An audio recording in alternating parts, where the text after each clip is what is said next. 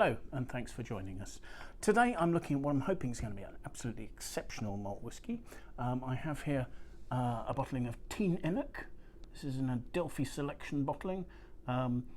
This was distilled in 2010 and bottled by Adelphi in 2021. It's a cask strength bottling, so that's at 59.4% alcohol. It's not been chill filtered or anything like that. This is cask 709000, and the label tells me that 307 bottles were produced from this cask. So incredibly rare, as any of these single cask bottlings from the independent bottlers will be. Adelphi are a fabulous company based in Ardnamurchan, on the Ardnamurchan Peninsula, where they've now built their own distillery. And the selection of whiskies is made by a panel headed by Charles McLean, a noted whisky taster, and Alex Bruce, who runs the company day to day. And I mean, Alex is, you can't get more genuinely Scottish than Alex. He's a descendant of Robert the Bruce, evidently. And they're a fabulous company making these selecting and bottling these really fantastic whiskies. So what else to say? As a bottling, the whiskies are not chill filtered, so you get all the richness and the protein that they came with. Also to mention, I've actually already watered this down, probably almost 50-50 with water, because at that sort of strength, it's very difficult for you to detect on the nose some of the beautiful aromas that the whiskey has if you drink it neat. So yeah, don't worry about being too liberal with water. I think it does help open the beauty of the whiskey. I don't know a lot more about how this was made, but let's have a taste of it and see. First thing to say is the colour is incredible. I mean, that's a clear bottle, and obviously the whiskey in my glass is lighter because I've watered it, but that has that lovely sort of deep, tawny, hazelnut brown sort of colour, and with the water, it's got a sort of a lovely gold aspect to it as well.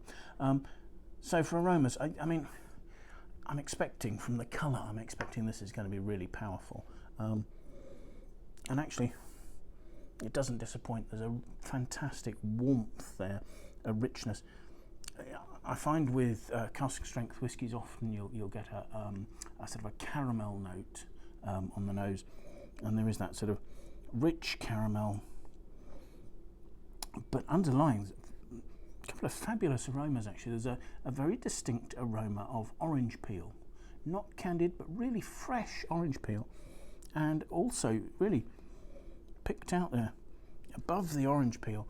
There's a note of clove.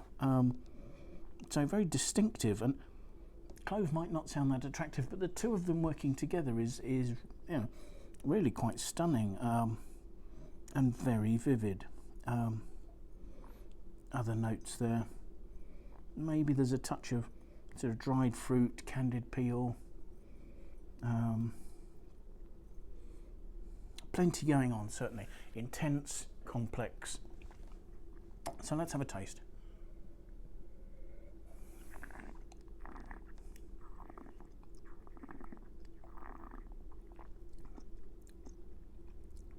Clearly a powerful whiskey. There's warmth and there's richness, and actually what's great is that the fruit richness, there's a real sort of core of sort of sultanas, not quite fig, but that sort of dried sultana raisin sort of note of fruit. Again, you're getting some lovely lifted orangey notes, maybe even a slight touch of blossom. There are gingery hints, and again towards the end there's that quite distinct note of oil of cloves, but it doesn't stand out. It's not. It is harmonious within the whole thing. Also, there's a freshness. There's almost an appley freshness to the whole thing. There's plenty going on in there.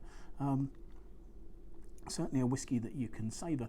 I wouldn't say it was a hugely elegant and complex whiskey. You know, it's a younger whiskey. It's rounded, it's rich, and it's giving sort of plenty of vibrant flavour. So yeah, well worth looking at the whiskies of Adelphi, because there's a range from the younger whiskies that will be you know, punchy like this, and some incredibly complex older whiskies.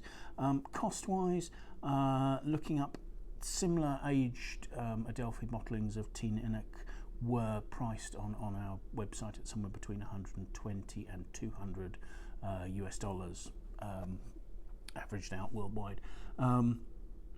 So yeah, thank you for joining us, and I do hope you'll join us again. Bye now.